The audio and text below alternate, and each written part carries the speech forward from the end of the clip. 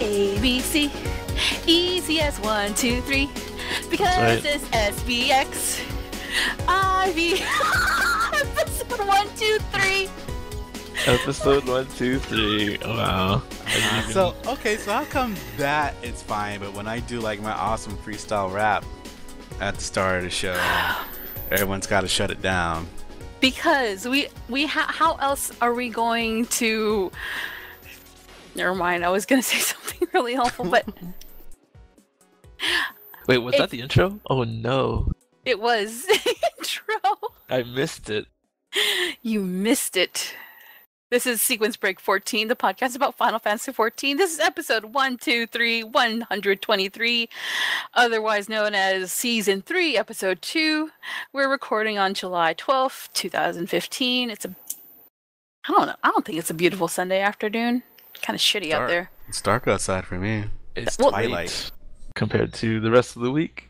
Oh, I'm hoping for always cooler temperatures here in the Pacific Northwest. I am still dealing with 94 plus temperatures here. That's why you gotta move up here. Well, simple as that.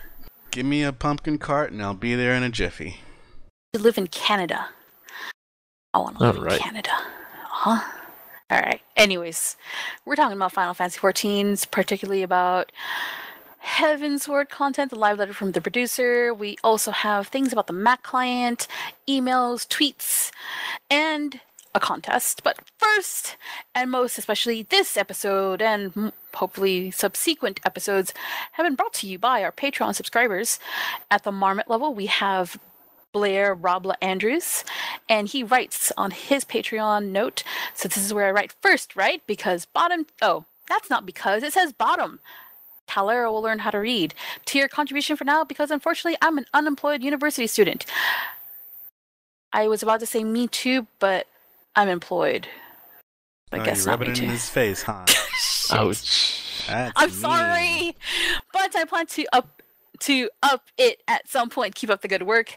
How do you fucking pronounce that name? Hraesvelgr. Hraesvelgr. Because I listened to it in Japanese, and so everything kind of blended in with the dragon speak. Always thought the H was silent. Do you pronounce the H too? Harass or res? I do Hraesvelgr. I thought it was Hraesvelgr. Or Hraesvelgr. I think Hraesvelgr. Hraesvelgr sounds more intimidating, maybe. Arrest her. That's Shut right here. But okay, so we go ahead. Go ahead. No. We have 3 Patreons. We have Claude Thompson the third. That's so regal. I want to be a third. Well, he has all the money, so that's why he was able to pledge. He's like a person with a third title. But second's the best, right? Yeah, and third's the worst. But wow. Claude, you are not the worst. Well, no, you are, because you told me to go suicide during Bismarck Extreme. Just jump off the side. No, I'm kidding. He did. Well, he's like, "Hey, Cal, this is where you should probably stand for, Bismarck Extreme," and then he proceeded to fall off the edge. I'm like, Cal is not going to stand there. She's going to stand right here, right in the middle. Beat him up. And then And then we have Leandrin Platinum Soul. Hey, guys, Leandrin Platinum Soul of Excalibur server. Woohoo! Yay! Hi! Wow, Excalibur. Love your podcast a lot. It helps me get through my shit job in wholesale. Drop me a line sometime. I'd love to be part of the LS. And we have another one from Andrew Drake. Thank you again to our Patreon subscribers. If you are interested in subscribing, you can do it for as little as $1, or if you want to do a one-time thing, email us. Well, first go to our Patreon. It's patreon.com/SBXIV. If you want to do a one-time donation, hit us up via email and we'll try and send you information on how to do that. Podcast@santensuken.net. That's it. Right now, topics from the live letter producer 23 and yeah, it is basically the TLDR for a lot of this is get good, son. Good. A lot of people had questions concerning jobs, the changes, the bar changes, blah blah blah blah blah blah blah blah blah. Get good is kind of the theme surrounding that. I think this is on a larger scale of what happened with Warrior in 2.0, where people were like, why do we even want Warrior? And GP was just like, we did Warrior. We did turn 5 with the Warrior. We did fine. What are you guys doing? And we're doing fine. What are you guys doing wrong? And then all of a sudden they buffed the shit out of Warrior in 2.1. So I mean, we're seeing a little bit of that right now. Like Bard and Machinist got a little bit of buffs. So hopefully, they'll alleviate most, if not all, of this in the future. Well, I know that one of the problems, like, people were not sure how to handle, is it Wanderer's Minuet? Yeah. Yeah, I mean, that's a big thing, a big point of discussion for a lot of bards. They're not sure how to use it or properly utilize it. It's not something that's supposed to be on all the time. So I think they're going to change it to a stance so that people aren't be like... Which they already did. Yeah, they did. So I mean, it's on its way. I mean, the team has a very good track record on balancing things. I do have to say, though... Oh, go ahead. They decided that we were right and that they need to do something about it. Well, I mean, I don't think that's it. Maybe it is, but when I tuned in like 2 hours after it had started, and I was really sleepy. But when I tuned in, it looked like Yoshida was rolling his eyes and looking up, going, "Why the fuck are these people stupid?" And I don't even know what question that was, but I know reading other tweets like from Denmo and other people, they were commenting on basically Yoshida looks pretty annoyed. That's true. All right, but I mean, oh, go ahead, Jeff. No, I was just gonna say, like, aside from those, like, what questions stood out for you guys? Let's see. Definitely, I am really in love with the Heavensward music. Everything from the zones to the mount music to the end fight, the dungeons, and agreed. It's just so amazing, and I find myself YouTubing the songs and listening to them. I probably shouldn't have mentioned that because now Square Enix is going to take those down. Who knows? But there is a question regarding when are we going to expect the 3.0 soundtrack. Of course, before the fall hasn't been released yet, you can place your pre-orders now. But Yoshida says at this pace, Soken will probably collapse. But then he asks Soken, when is it? He says, I think we should sell it digitally first. After that, we're planning on releasing a higher quality version on disc. I would like to release a digital version close to Tokyo Game Show in September. So, if you have an iTunes account, make sure you're on the lookout for the 3.0 Heavensward soundtrack. I'm sure it'll be on iTunes because the other soundtracks were on iTunes. Is it on Google Play? I don't know. Google Play, right? Yeah, I don't use Google, so. Oh well. Now, this is something that I thought was really interesting, only because it does and it does not help me. I guess it does help me because, yes, then I know which mana thingy to put up. Mana wall, mana ward. Because it's magic, it's physical. And that is, there are times if I can't tell an enemy's attack is magical or physical. Would it be possible to change the color of the damage so we can easily distinguish this? And they say we have no plans to separate this, as we would like players to investigate this as part of strategy. Also, the element changes many times while developing. Therefore, it'll be difficult to do this even if we looked into making this type of adjustment. That's too bad. That is too bad. I mean, yeah, I can see that yes, you're supposed to investigate it, and I kind of do like doing that, but at the same time, if a big attack is coming at me, I pop both because I'm not sure which one is going to trigger, and I would like to save my healers grief from having to heal an extensive part of damage to my. I think during progression for like learning a fight, that's par for the course. Yeah. But if you're consistently doing something like that, not knowing, then it might start becoming a problem. But general rule of thumb is if you pop both and you take damage, don't pop Mana Wall, because you took damage, therefore Mana Wall did nothing. Because Mana Wall, one's physical and one's magical damage, and one completely negates and one mitigates. So if you do take damage, right, then there's just small things like that. Yeah.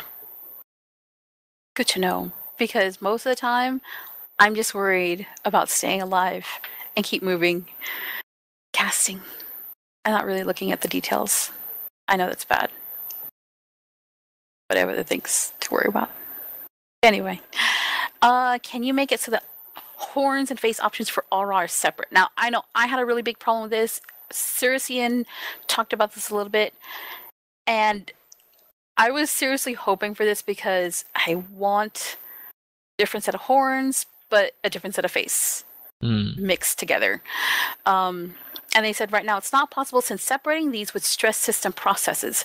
In regards to the color as well, it's currently using the maximum memory specification, so it would require core system adjustments. We will look into it once more. I can buy that. Yeah, I can buy that too. And I kind of had a feeling that is why they did things the way they did things. But at the same time, it's like, I like the face better for those horns, but I like those horns better. Oh well. Oh well. Right now... Oh wait, that's the answer. Here, how is the feature to see our party members' TP coming along? Ooh. Now, very requested. Yeah, it's very requested. In fact, I had thought that we would see it at 3.0, and I was really shocked when we didn't, because I wanted to see my people's TP. And they said, we're currently working on this so that memory is not completely consumed, and we're planning to show just the bar. I think that's acceptable. That is just acceptable. I don't really need to see the values on it, because if I see that it's halfway or less, I'm going to give them gold. Right? Yeah. Yeah, so I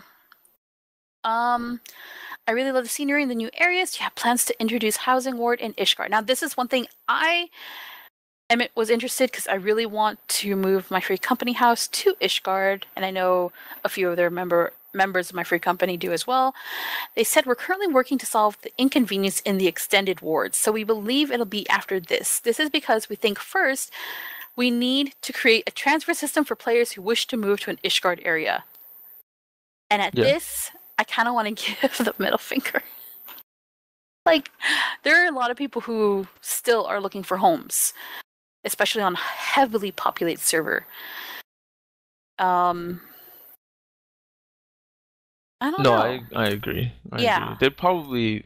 They'll probably have to do something in terms of servers to sort of accommodate for more people wanting houses. Yeah. I mean, right now, I've considered selling my plot, my personal house, but then I realize that they do have in work in progress. This is also one of the questions that your eternal bond partner can share the house. So if I can share the house with Oro, I can force him to take care of the garden. Perfect. And that's that. Unless we can craft a lawnmower, that's not happening. Unless what? Craft a lawnmower. No, not pulling weeds out by hands. All you're doing is watering the plants and fertilizing them. That's what they Pee say. and poop. Pee and poop. Pee and poop. Ew. Oh, you're just now saying ew? Yes. All right.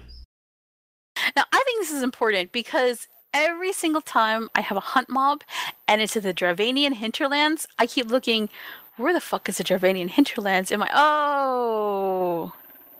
That's right. That's right. Oh, fuck. Gotta go to Ildershire. So, they're asking, do you plan on adding an Aetheryte to the Dravanian hinterlands? And they said Ildershire was originally designed to be included in the same area as the Dravanian hinterlands, but we considered the fact that it would be heavily concentrated with players, and we decided to split the zone, which is inconvenient. We will be adding some countermeasure for this, which also includes the possibility of using mounts within Ildershire. It might take some time, so we ask for your patience. Please look forward to it. So, I was always wondering, like, why isn't this part of the hinterlands like Mordona is? And I guess they answered that, but now Ildershire is full of people, and it takes me a while to get loaded in, and it takes me a while to get out to the hinterlands, and I hate going to the hinterlands now. Because I have to go through Ildershire, and through a sea of people. I mean, was that like... It's really not that bad. No, it's not. Was that like a real problem with Mordona and the zone around it? That's what I was gonna say. Like Mordona was fine and during 2.0, so I don't, or 2.x, right? Yeah. I don't understand why they did it, because they're strictly talking about congestion and not something like, graphical memory or some sort of like system stress. Yeah, because as of right now, to get into the Alexander raid, normal and probably savage, it is in the Dravanian hinterlands. But you don't need to be in the Dravanian hinterlands unless you're doing the quest and it's in progress and you're repeatedly ejected out there to talk to the NPCs. But you can queue up for it as long as you have a full party of 8. Because it's Duty Finder. Yeah, so Duty Finder doesn't have a specific entrance. Yes. So, I don't know. Maybe is it because maybe of the changes that will probably continually happen in the hinterlands with Alexander? I feel like it's just overcompensation for what they were predicting to be an influx of players and the stress that it would cause on the server.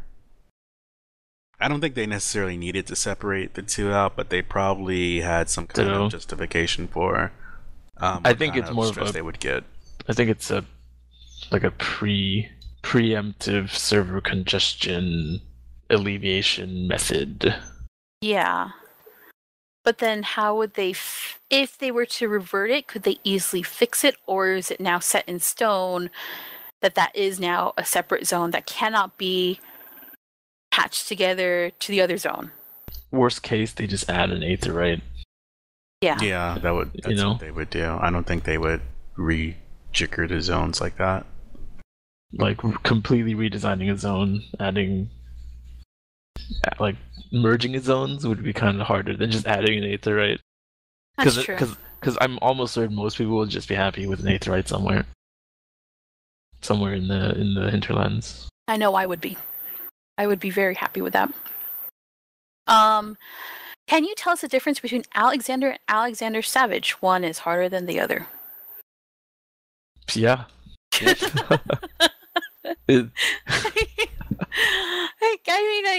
I kind of scratched my head, but I mean, I understand people were probably inferring about the drops. So both the difficulty and the item level of the items you can obtain will be different. So if at the moment you get 190 item, from Alexander normal.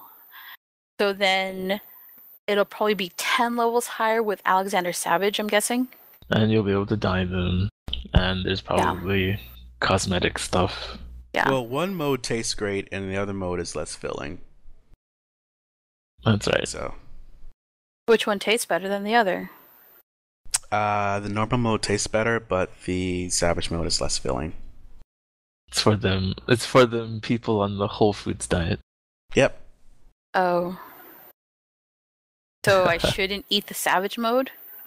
You should eat No, all the in modes. in Soviet Eorzea, savage mode eats you.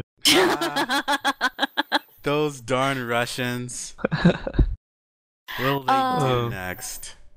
I think the next are mine. Yeah, the next are yours. Yeah.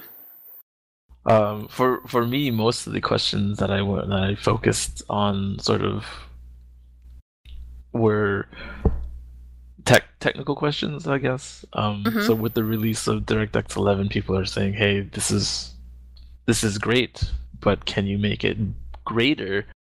And I mean, a lot of their questions are maybe. They ask, "Can they make DirectX 11 even nicer in the future?" Sure, but let's hold off on it.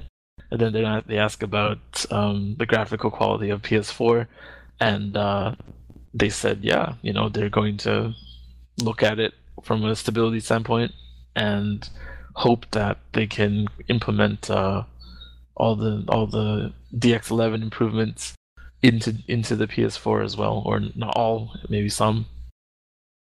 The previous question: what kind of improvements are they? What kind of graphic quality are they trying to expect from an MMO? Are they wanting it to be like the CGI from Advent Children or something? What is it that they're wanting? The texture quality in 11 or in 14, in DX11 for FF14, jeez, or not specifically in DX11, but in 14 in general is pretty low. Like if you zoom in real close to your character, it's like, ooh, it looks kind of terrible. So you gotta zoom out a little bit and it looks better. A lot of people are complaining about that. I just feel like it's an MMO. I mean, what do you? Yeah, of course. Like you can't make this look like Witcher 3 or whatever, and still have it run at 60 FPS at max settings with like 5,000 models on the screen. There's no way you can do that. Exactly. But some people say that their machines can handle it and blah blah blah, and then it's a request. I see it on Reddit all the time about people saying my computer is blah blah blah blah blah and I can do this. On that note, like some people have been requesting better scaling, because 4K monitors are in, or consumer grade 4K monitors are kind of affordable now, so people are buying those up. Kinda affordable? How much is kinda? $5,500 or no, like sub 1,000. You're looking at probably 700-800 for like a low mid range. Okay, that's actually 4K. Not as bad as I thought it would be. I thought it'd be like in the thousands or something. But regardless, like 4K. Anybody in the tech world will tell you this. 4K is, I mean, the PC gaming world is not ready for 4K yet. Yeah. And so there's already questions like, so I have a 4K monitor. Anyway, you can enlarge stuff so that I can see it better, and it's like, yeah, sure, but you're like the only dude with the 4K monitor at this point. It's so. Yeah, I know. You're not the only one, but you're like such a visible minority. It's a very small portion of the population, is what I'm saying. Yeah, but they did say that they can't do it right away, but they will look into try to mitigate the problems with text on the screen versus your resolution on your monitor, which is great. Yeah, I mean, of course they would say that, but I feel like that's last on the list of things to look at. Oh, definitely. Let's hope so too. They talk about, or someone asked about the EU data center, and they said everything's on schedule, and they're looking at opening it up around 3.1. 3.1 also was a question they don't know yet. Soon. Yeah, because the development team is probably pretty wiped out, and considering that they're releasing hotfixes, like it seems almost if not every week, every few days. We are emergency maintenancing like 2 to 3 times a week now. It's kind of ridiculous. Tomorrow has an emergency maintenance. Yo, let them guys get some rest, man. Yeah, I mean, it's fine. I mean, it's expected. Huge patch comes out in the form of an expansion, and I'm surprised it launched this well. But I digress. The last question that I thought was of note was regarding Windows 10. Since it comes out like at the end of this month, they're definitely trying to make sure that 14 is compatible with Windows 10, which is great. Not to say that everyone should switch to Windows 10 or anything, but with the amount of free Windows 10 going around, chances are some people playing this game will inadvertently upgrade to Windows 10. So hopefully, everything works out for them. All right. Do you think it'd be? I know I put my reservation in. I'm not sure if I really want to upgrade to it. Do you think that it's wise to upgrade to it like when it comes out, or should we wait to see if 14 is gonna play well with it before upgrading? Chances are there's no problems. Like, I'm almost certain that there's no problems. Windows 10 has actually been out for quite some time. So if there was like a glaring problem, they would have caught it. Because Windows 10, the tech previews and stuff have been free for people to use, and I'm not going to say that they would or that they are, but pretty sure that Square Enix has been like, well, here's 10, or here's Windows 10. Let's just try to run our game on it. Yeah. Just sort of like some sort of unofficial testing here and there. Cool. I know I'm excited because I like new things, new shiny things, but nothing like a Mac. Speaking of Mac, the Mac client. I know, right? That was a nice little flow into the next thing you guys did. I'm impressed. What do they call it? A transition? Yeah. Nice. That segue? Yeah, there it is. So Anthony sent a link to us via email about the Mac client, and Yoshida had a really, really, really, really long response in regards to that. First of all, for customers who want a refund, after careful consideration due to the issues surrounding the Mac version, we decided to offer a full refund to those who wish to receive one. So if you're finding that you would rather run your 14 client via, what is it, Boot Camp on the Mac, then go ahead and ask for a refund. I think that's really generous because, other people would be like, well, we'll give you a game, so you're still playing Square Enix and you're giving them money. I think this is because of all the flack that PC gaming has gotten in the same time frame. Yeah. Cough, cough, Batman. Because, let's face it, right? Batman was just a couple of weeks prior to this announcement. Yes. So instead of just sitting there saying, hey, hold on, they're just like, you know what? You can either hold on or we'll give you your money back. Yeah. Just in case you guys are just tuning into this episode first and then hear the last one, the main issue with the Mac client is there's decreased performance in the game due to some shoddy craftsmanship on the client, I guess you could say.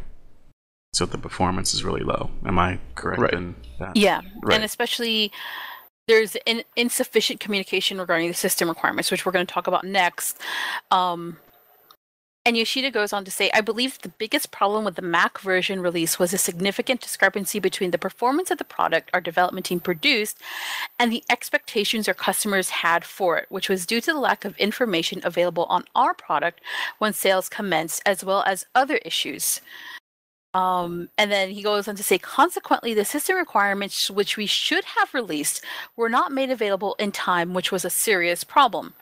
I mean, that is, I can't believe that they would say, hey, it works and then release it, but not give the specific specs. I believe someone else we know who has a Mac ran it or tried to run it on her computer, and the system requirements are far above what she is currently capable of on her Mac.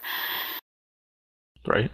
Mm-hmm. And that's kind of a shame. It's like, well, it runs better on a Mac running Boot Camp in Windows than it does running Mac OS on the Mac. Mm-hmm. It's unfortunate, but it's what happens when... honestly, they should have done this in parallel from the beginning and released a Mac client and subsequently a Linux client alongside 2.0. Yeah. But I mean, that's just a small mini rant that I have, because they could have just developed for all three platforms, four, I guess, PS3 included, right off the bat. Since it's not like they had a deadline, really. Well, I mean, didn't they? Because when you're thinking back to 2.0, I mean, he had already condensed the development team. Like 2 or 3 people were working on specific things, and that. I mean, it was a small team. This is true. They're working really hard. And I mean, I'm going to ask this because I honestly don't know anything about, programming or anything like that.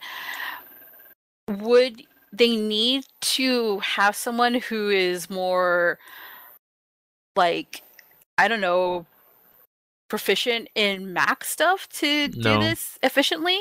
No. Okay. Not really.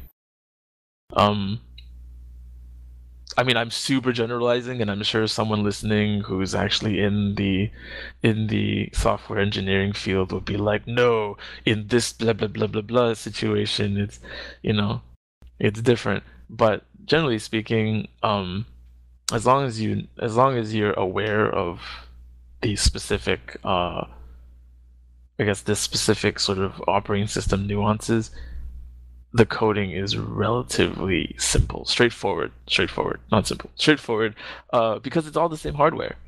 Mm-hmm. It's not like the days of old where Mac stuff was completely different than PC stuff. So you could write, I mean, maybe we could have just had an OpenGL version of Final Fantasy 14 to begin with, like, just because that could have been all three platforms, Linux, Mac, and Windows, right off the bat. They say that it would have been something along the lines of 30% decrease in performance, but I mean, all that would have meant was the minimum requirements for the game would have went up, which is something that they didn't want to do at the time. This is true. Yeah, I think they specifically said that they wanted to keep the requirements the same. Yeah. Well, no, I meant like from 2.0, not from 3.0 or 2 to 3. It's from 1 to 2 is where I'm focusing on talking about it right now. I mean, obviously now there's no way that they're going to throw away their DX11 source code, or not throw it away, but like abandon it, right? Yeah, that's what I mean though. From 1 to 2, they were saying that part of their whole deal to making up to the players was not making it more of a burden on the players to play the game. That's a good choice though, for sure. That's definitely a good choice. 1.0 was super demanding. Demanding. And I'm just going off of what my memory thinks was said, but I'm pretty sure that they said that they did not want to increase the requirements from 1.0 to 2.0. I think actually, in fact, they were looking to decrease it. Yeah. They actually did decrease it for sure. Yeah, because it was pretty high. I mean, for 1.0, I remember upgrading my computer just so I could play it on maximum settings. Yeah, and that computer could run 2.0 better than it ran 1.0. Yep. Mm-hmm. Oh, 1.0. How I miss you heating up my room and making me warm on cold winter nights. That's right. It's not winter anymore. Oh, You're now right. just turn it off. Turn it off and hope that it's cold outside. Hope for the rain. I know. I'm keeping my fingers and toes crossed for rain because I would like some right now. Speaking of rain, it's been raining emails and tweets. Oh yeah! What it has. I mean, the last couple of times I've been on, there's been like one tweet. Maybe. I'm not gonna say it hasn't. I'm just, it was a nice little segue you did just there. So we have one email from Mike. Hi guys, name is Mike. I am a brand new player coming over from WoW. Spent 10 years over there. A long-time Final Fantasy fan, but I've never played any of the online Final Fantasy games. I played the trial count to 20 and I really enjoyed it. So much so that I bought Heavensward because the story and gameplay was really neat. So my question is, there seems to be a lot to do, and I'm wondering if you guys have any suggestions on how to get started in the game. I currently play a Thaumaturge level 21 at the moment, which I am enjoying quite a bit. I enjoy the endgame content and social interaction quite a bit, but I want to spend the time to get there and be invested in the game. Any suggestions? Thanks in advance. So far, I have listened to a couple of episodes of your show, and it gets me more excited to be in the game. Thank you. I'm glad you are excited to be in the game. We are always excited. I'm excited. I can't wait till this episode is over so I can play the game. That sounds bad. Yes. But no, I can answer this. Yeah, go ahead, answer this. I can answer this. So this game really doesn't reward you in terms of like end game content until the end, right? Hence end game. So my suggestion would be pick a job. Any job or class. Pick a job, any job, and stick with it. Stick with it to 60. Focus on the main story quests, and those are the quests with the fireball icon. And I think this game is designed such that if you just go through the storyline, you get the vast majority of the XP required to level without having to grind somewhere, just through doing the storyline. And then once you hit 60 with that particular class that you chose, then you can explore. Like if you go, I hate this now. At 60, this is not what I expected.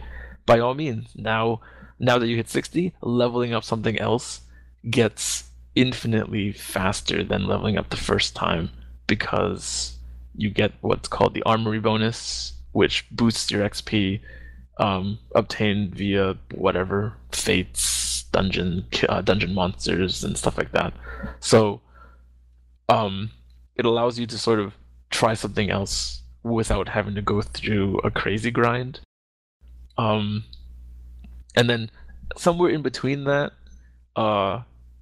there's not only sort of like a Disciple of War and a Disciple of Magic endgame, there's also crafting and gathering endgame.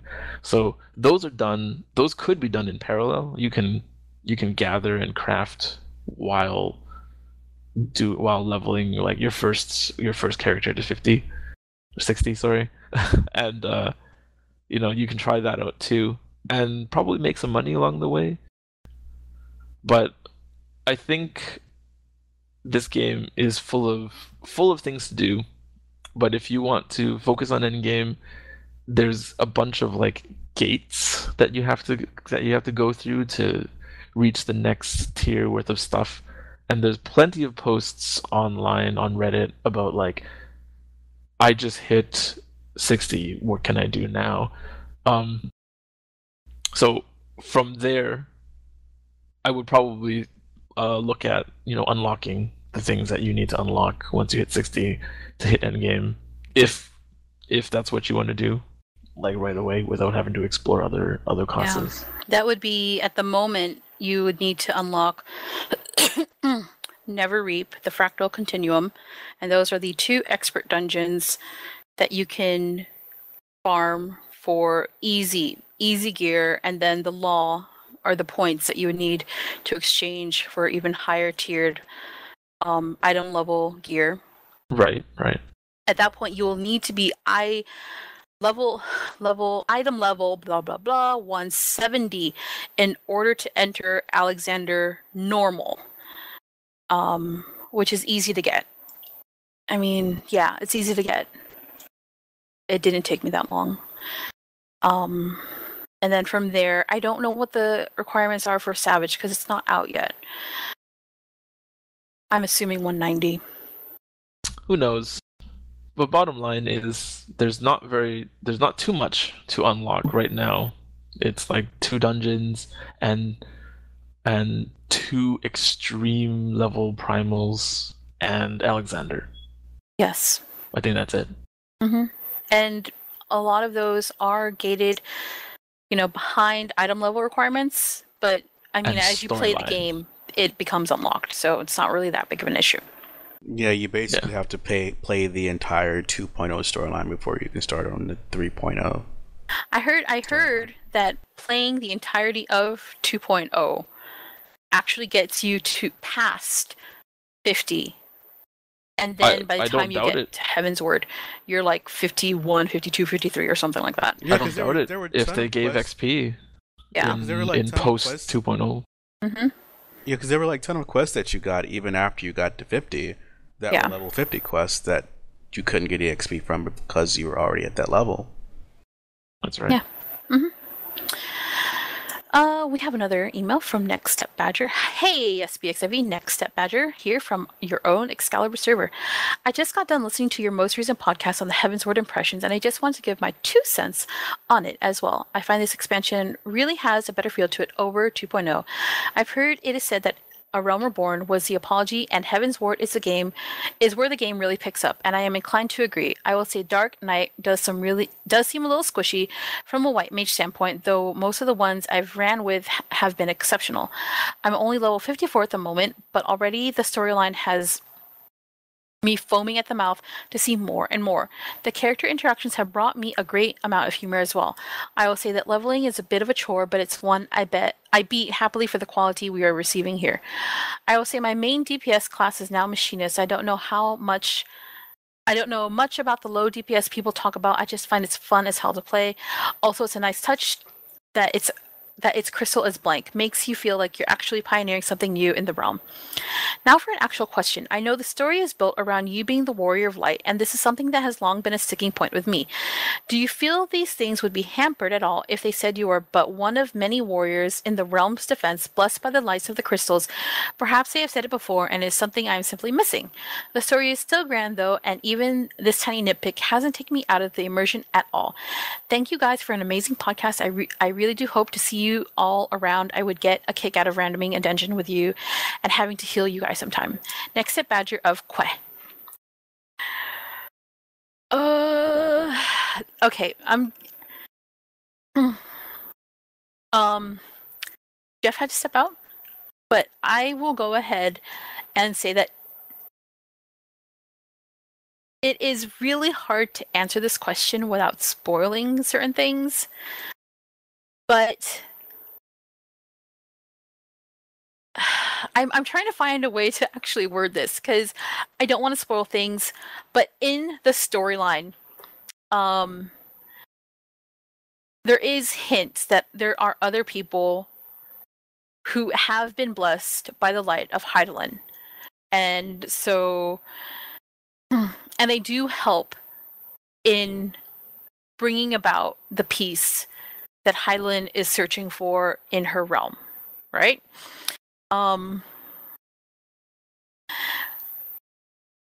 I always felt that it was kind of assumed that there was more than one warrior of light.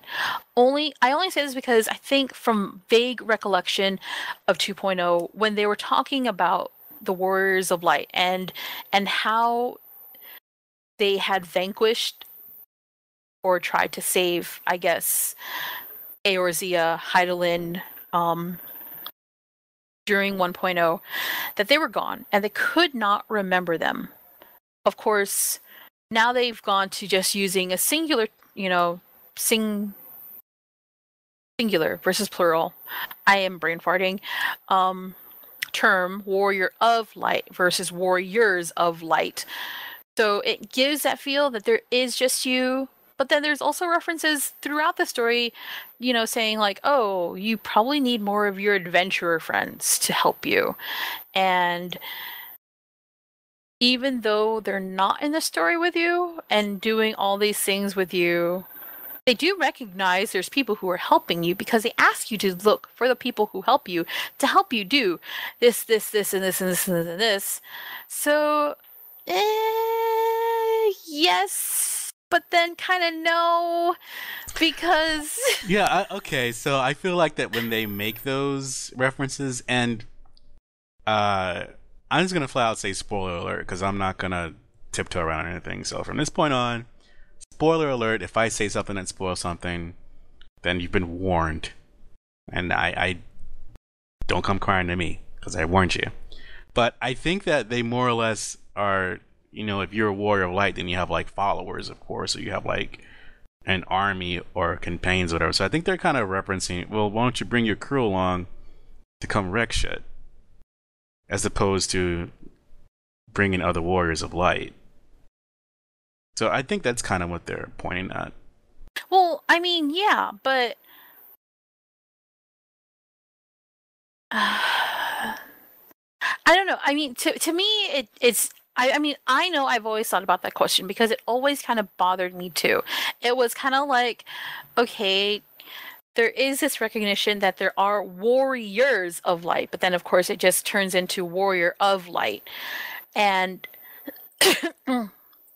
then is that assuming then that there is only one warrior of light and that is us, and everyone else is just an adventurer who helps us in our path, in our journey to saving the realm? Or is it just assumed that these people who are helping us may be blessed with Heidelin's blessing to help the warrior of light, as she is, or he is, with other characters in game that they have encountered who also have the blessing? Does that make sense? Well, it's not like I don't agree with you about it kind of being a little irksome that they don't mention more than, like, they make it seem like you're the only warrior of light. Mm-hmm. Like, I agree with that. And they do make it plainly obvious that there are other people with the power of Echo. Like, that's part of the story. You meet people who have the same power of Echo that you have. But I know they do mention that there were other warriors of light in the past. But for me, I think they're trying to move to the point where, okay, those other warriors of light are gone now. You're the next in line to be a warrior of light. And they don't specifically mention any other warriors of light. Just that you're the next one to appear.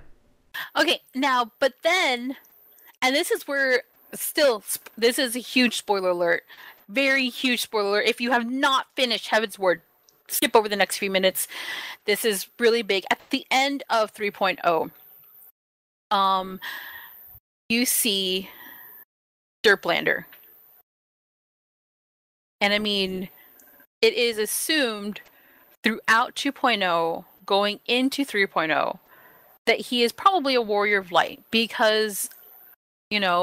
he is the default NPC to all these things. I even snickered because I saw him in all the other cutscenes at Distant Worlds I attended to last night in Seattle, where it would have been my character. Instead, I see Derplander. So, I don't know. Well, about that Derplander thing, do you think that that's actually him? Because... when I saw it, I was like, "Oh, no, it just is like an actually version of him." No, it is actually him because I have to look at my notes. But basically, they said that yes, it is him, and so if you're thinking it is him, it is him. And I know that it was posted on the forums, so it is him. Okay, so I think that kind of leads credence to the fact that there is more than one warrior of light then. Yes. Oh fuck! I thought I had written down, but no, I didn't. But yes, I think that there is more than one Warrior Blight. So if you're skipping around trying to find the ending of the spoiler alerts, this is the end. No more. We're gonna go into tweets. Mirishiki Ari _26 tweeted us, "How good is Heavensward? Just finished the vault dungeon. I wasn't ready for this. Hashtag such is life." I agree. It is so good, and then it's so just so you know, bad things go down. Bad things go down. Superboy Drew tweeted us, "I just got Final Fantasy XIV and I'm looking for a podcast. Thank you for listening to ours. Which episode of your show would you recommend I start on?" Now, Orphan had already responded to this person via Twitter. I am tongue twisting. And I had also responded to Mirishiki Ari 26 on Twitter. But for this one, I'm giving a new response because we are planning to do a newbie sort of-ish, tips, tricks guide for those who are coming into Final Fantasy XIV. I know some people from WoW are moving into 14. But yeah, we will be doing a tips, tricks, kind of sort-ish guide sometime soon. So please look forward to it. And now, finally, our contest. The SBXIV Topaz Carbuncle Grand Prix This is so fucking long. I love titles like that. It's perfect. Those kinds of titles make me happy. I am like, my mouth is all dry and everything, and it's like I'm tongue twisting. You want me to do it? Yes, because like it's like I can't do this. Robble. No, robble, go do it. Hey guys, we would like to announce SBXIV's Topaz Carbuncle Grand Prix Contest Storytime Edition. Got a new contest. We have a Topaz Carbuncle plush that we'd like to give away. Thanks to a friend who purchased it for us. Where did they purchase it from? Was it Comic-Con? Yeah, SDCC, right? SDCC. Mm-hmm. Yes. So the details of the contest, you basically have to shoot us a email at podcast@zantetsuken.net and title the email where carbuncles are born from. And then you can write as short or as long an email as you want telling us where they are born from. And these are Calera's words. She would like to relay this information to you. Don't be boring and write about the lore. You can write something absurd like, one day Mommy Heidelin and Daddy, I guess, Warbucks spent one fantastic night together, etc. Entertain us. Please entertain us. If your entry is boring as hell, you can be sure we will hit the delete button, and there goes your contest entry. So, ouch. I want to be entertained. I want to be amused. So amuse me. Are you not entertained? Are you not amused? The entry that is the most entertaining will be awarded the prize of one stuffed Topaz Carbuncle, which will not only be your companion in real life, but in game as well, with an included in-game code. So I guess it's going to be a minion. I was going to ask, does the Carbuncle come with a Carbuncle? Yes, it does. Apparently it does. Yo, dog, I heard you like carbuncles. The deadline for this contest will be July 31st, 2015. That's the end of this month. You have 19 days from this recording to turn it in. All right. So we will all judge your entries. Is that how it's going to work out? Yeah, we will all judge your entries, and then we will narrow down to the most amusing or creative one. If you include pictures, those are bonus points. I like pictures, even if they're screenshots. Like a webcomic entry would be really neat. Yeah. And if nobody enters, then I get the plushie. So nobody enter, okay?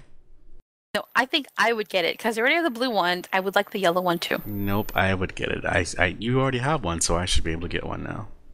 But you don't even use minions. You got the fucking Cloud of Darkness, and you don't even fucking use it. It's not about using them, it's about collecting them. Gotta catch them all, man. That's right. Exactly, Jeff. You know what's up. Yeah. Jeff, I was expecting you to come out and say, "Well, this is what we should do, guys. We'll cut the plushie in half. Then, you can have the head. Yeah, you can have the body." I don't want to know. Do you know how scary it is to like just have a floating carbuncle head? I mean, like, what if it's just going? Fine, we'll put it on a stake. Like a lollipop.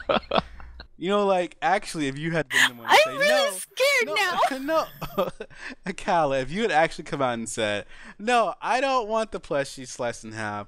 Rather than have that happen, just give it to Orphan." And then Jeff would have no choice but to give it to you because you put the plushie's life ahead of your own selfishness. That's how it should have gone. But no, because right now I'm freaking out. I'm thinking about Carbuncle's head floating around, saying, "Hi, Kala. Hi." It's just a head. It's gonna be a cute head. It's fine. No, it's not gonna be cute because it's gonna have like blood trailing down and like. Nobody said that was gonna happen to you. You're the only one who said that was gonna happen. Okay, fine. I'll take the head and you can have the headless body. Is that better? Ooh. No, because what am I gonna do with the headless body? I don't know. Now, if people aren't near a computer just right now to like write this information down, is there anywhere on the website that they could sort of know, or are we going to pin it on the website somewhere? It is on the website on sequencebreak.com. So if you'd like to. We are also thinking about putting it somewhere else, but we have not fleshed out those details yet, but please look forward to it. But right now, I think it's closing time. Yay. Yay. One last call for alcohol. I'd like to put in a call, please. Call, please. Our main site is at Santen. No, wait. Santensuken's not available. It is sequencebreak.com. Our Twitter account is SBXIV. You can email us at podcast@santensuken.net. Occasionally, we may do a Twitch stream, so you can find that at Is it TV? Yep, twitch.tv. /sequencebreak. I'm going to be talking to some people about streaming stuff. Perfect. So, if you want to follow people like Jeff, he will give you ways to stalk him. Okay. I also have a Twitch account, and it's at twitch.tv/JeffRilly, JEFFRLY. Oh, really? Yes. Oh, really? Yeah, really. I'm sorry, I had to do it. I do it every time, so it doesn't matter. Joke never gets old. That's also my Twitter handle. Although your Twitter handle is joke never gets old. No, I don't even know how to spell my name anymore. One moment while I look it up. JEFFRLY. That's right. So that's Twitter and Twitch. That's usually where I'm active the most. I don't really stream too much at the moment because real life, and there's not really too much to stream, and I'm sure no one really likes to watch people level up, and I don't have a webcam. Orphan. You can find me at hakomichi.net. We're starting a new feature there. At that site, we're going to be displaying a gallery of headless plushies, and you can order them specifically, whichever one you like. We have very nice. We have headless Mickey Mouse, got headless Daffy Duck, you've got headless Montoya Valderez. Can I kill you? We'd also have headless orphan dolls. Hakamichi.net. You can find me on Twitter at CALAERA. I believe that's it. Because I don't do anything else. And I think that's it. Yay, we did it, guys. We totally did it. And scene. Goodbye. Goodbye.